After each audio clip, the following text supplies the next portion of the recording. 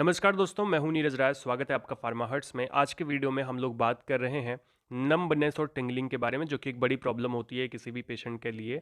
इसमें हाथ पैर में सुन्नपन, झुंझुनाहट की समस्या होती है। इस वीडियो में हम लोग डिटेल में बात करेंगे कि इसके ट्रीटमेंट में हम लोग कौन कौन सी मेडिसिन यूज़ करते हैं और ये प्रॉब्लम होती क्यों है लोगों में, और इस समस्या से कैसे बचे, सब कुछ हम लोग डिटेल में बात करेंगे। वीडियो में लास्ट तक बने रहिएगा। चलिए वीडियो की शुरुआत करते हैं।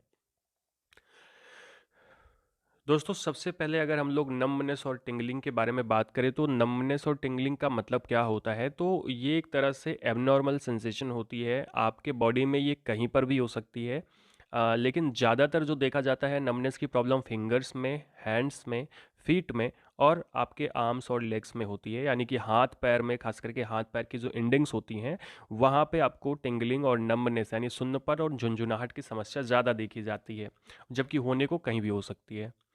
काजेज़ की अगर हम लोग बात करें कि इसके रीज़न क्या होते हैं, तो जैसे मान लीजिए कहीं आप लगातार बैठे हुए हैं या लगातार आप खड़े हैं सेम पोजीशन में, तब भी आपको ये प्रॉब्लम आ सकती है, क्योंकि खून का जो दौड़ान होता है, खून का जो सप्लाई होता है वो रुक जाता है। इसके अलावा अगर आपकी कहीं नर्व की इंजरी हुई है तो वहाँ पर आपको ये समस्या आती है। मान लीजिए अगर आपके नेक में, आपकी गर्दन में इंजरी हुई है, तो आपके जो पूरी बॉडी है वहाँ पे कहीं पे भी नंबनेस की प्रॉब्लम आ सकती है। और अगर लोअर बैक में इंजरी हुई है, किसी न्यूरॉन्स की इंजरी हुई है, तो जो नंबनेस की प्रॉब्लम आती है वो ज़्यादातर लेग्स में आती है, पैरों में आती है। इसके अलावा बहुत बार होता क्या है, जो हमारी स्पाइन होती है, यानी जो हमारी रीढ़ की हड्डी होती है, वो कई बार प्रेशर डालती है हमारी न्यूरॉन्स के ऊपर, जिसकी वजह से भी आपकी जो डिस्क मतलब जो डिस्क आपकी न्यूरॉन्स पे प्रेशर डालती है, जैसे साइटिका की प्रॉब्लम होती है, तो भी आपको नमनेस की प्रॉब्लम, टिंगलिंग की प्रॉब्लम देखी जाती है। इसके अलावा बहुत सारे इन्फेक्शन, जैसे हर्पीज जोस्टर के इन्फेक्शन है, या एचआईवी एड्स के इन्फेक्शन है, सिफिलिस है, लेप्रोसी है, या ट्यूबरकुलोसिस का इन्फेक्शन है, तो ये सभी प्रकार के इन्फेक्शन में भी जो नमनेस की प्रॉब्लम आती है, यानी कि आपके न्यूरॉन्स के खराब होने का जो चांसेस होता है वो हो जाता है। तो नमनेस, टिंगलिंग, ये भी एक रीज़न होता है। इन सब के अलावा दोस्तों यहाँ पे कई बार कुछ एरियाज़ में ब्लड सप्लाई नहीं हो पाती, सही से ब्लड सप्लाई कम होती है, जिसकी वजह से भी आपको ये प्रॉब्लम देखी जाती है। ये वजह इसकी होती है खास करके जो आर्टरीज़ होती हैं उनकी हार्डनिंग, जिसकी वजह से आपको ये समस्या देखी जाती है। इसके अलावा और भी बहुत सारे रीज़न होते हैं, जैसे आपके बॉडी के अंदर कैल्शियम की मात्रा कम है, पोटेशियम की मात्रा कम है, या सोडियम एबनॉर्मल लेवल है, तो भी ये सब समस्या हो सकती है। और जो सबसे ज़्यादा जो वजह होती है लोगों में टिंगलिंग की, वो होती है विटामिन बी, या जैसे कि vitamin B 1, vitamin B 6, vitamin B 12 खास करके, और फोलिक एसिड जिसको हम लोग बोल सकते हैं। तो इन सब की डिफिशियंसी की वजह से भी आपको नंबनेस और टिंगलिंग की प्रॉब्लम आती है। सबसे ज़्यादा यही देखा जाता है। इसके अलावा दोस्तों कई बार बहुत सारे लोग अल्कोहल, टोबैको लेते हैं या कीमोथेरेपी मेडिसिन लेते हैं, तो कीमोथेरेपी होती है तो उसके अंदर में न्यूरॉन्स डैमेज हो जाती हैं, तो भी आपको टिंगलिंग की प्रॉब्लम देखी जाती है। इसके अलावा रेडिएशन थेरेपी की वजह से भी आपको हो सकता है, एनिमल बाइट्स है, इंसेक्ट बाइट है, टिक बाइट है, माइट बाइट है, या फिर स्पाइडर बाइट्स की वजह से भी न्यूरॉन्स डैमेज होती हैं और फिर टिंगलिंग की समस्या हो सकती है। इन सब के अलावा कई बार सी फूड्स टॉक्सिन्स जो होते हैं वो भी इस तरह की समस्या उत्पन्न करते हैं, और ये समस्या कई बार जेनेटिकली भी, मतलब जेनेटिकल हो सकती है, आनुवंशिक हो सकती है, और कई बार ऑटो इम्यून डिजीज़ की वजह से जो आपकी न्यूरॉन्स है वो डैमेज हो जाती हैं, और उसकी वजह से भी टिंगलिंग की समस्या, न्यूरॉन की समस्या देखी जाती है पेशेंट्स में।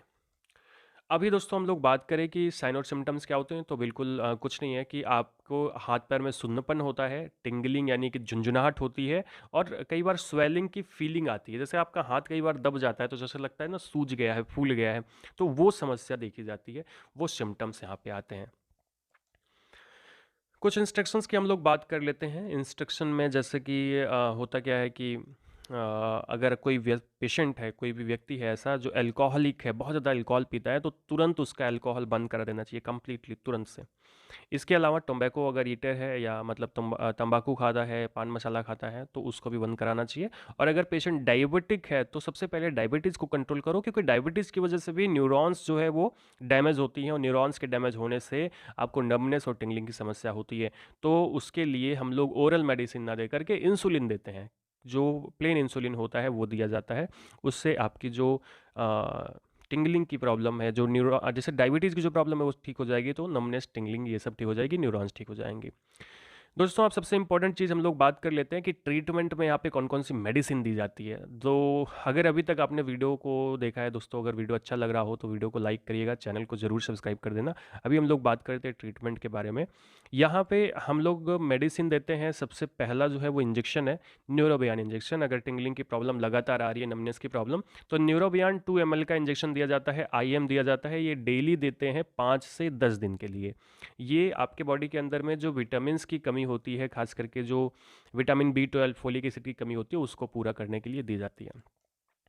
इसके साथ में स्ट्रेस कैप्स कैप्सूल दिया जाता है, जो कि एक टैबलेट सुबह, एक टैबलेट शाम को 30 दिन तक दिया जाता है। ये बी कॉम्प्लेक्स कैप्सूल होता है, साथ में इसमें विटामिन सी भी होता है। तो एक तरह से आप समझो विटामिन बी कॉम्प्लेक्स का एक कैप्सूल आपको 30 दिन तक लेना होता है। इसके अलावा अगर स्किन पेल दिखाई पड़ रही है, येलोइश दिखाई पड़ रही है, कलर से लग रहा है कि खून की कमी है, तो ह्यूमेटेनिक्स देते हैं, जिसमें ऑर्ट्रिन कैप्सूल दिया जाता है। ऑर्ट्रिन कैप्सूल में फेरस सल्फेट होता है, फोलिक एसिड होता है और फेरस फ्यूमरेट होता है, जो कि आयरन की कमी को दूर करता है, आयरन की डिफिशियंसी को। लेना कैसे होता है इसको, तो इसकी एक कैप्सूल आपको दी जाती है दिन भर में, और ये 30 दिन तक ली जाती है, यानी आयरन की ये कैप्सूल होती है।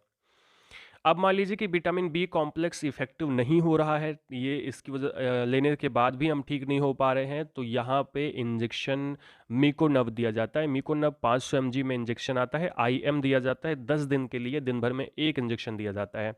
अब ये जो इंजेक्शन है, इसके अंदर में पायरिडॉक्सिन हाइड्रोक्लोराइड, मेथाइल कोबालामीन और निकोटिनामाइड होता है, जो कि बहुत अच्छा इंजेक्शन होता है दोस्तों। इसके बारे में भी वीडियो हमने बनाया हुआ है।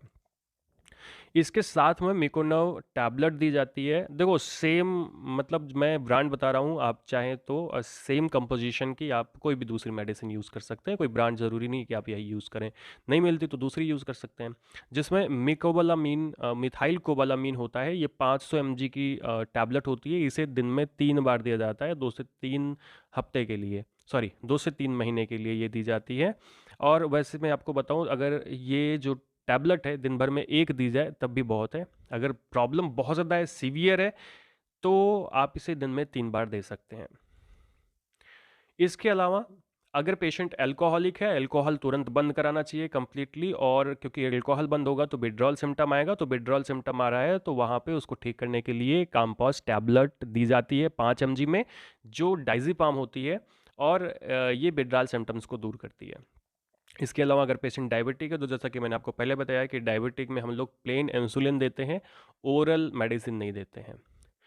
अब अगर इन सब से रिलीफ नहीं हो रहा है, तो इसके साथ में इंजेक्शन, कैल्शियम इंजेक्शन दिया जाता है विद विटामिन सी।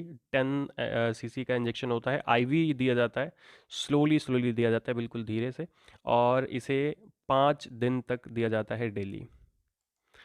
इसके साथ में एक टैबलेट दी जाती है वाइसोलॉन, यानी प्रेडनिसोलॉन टैबलेट दी जाती है 5 mg में। इसकी एक टैबलेट दिन में 3 बार आप दे सकते हैं, पर अगर पेशेंट नॉन डायबिटिक है तभी इसको दिया जाता है। ये स्टेरॉइडल है, यानी स्टेरॉइड है, तो आप इसे दिन में 2 बार भी दे सकते हैं, कोई प्रॉब्लम नहीं होगी। 10 दिन तक दिन में 2 बार इसे दें।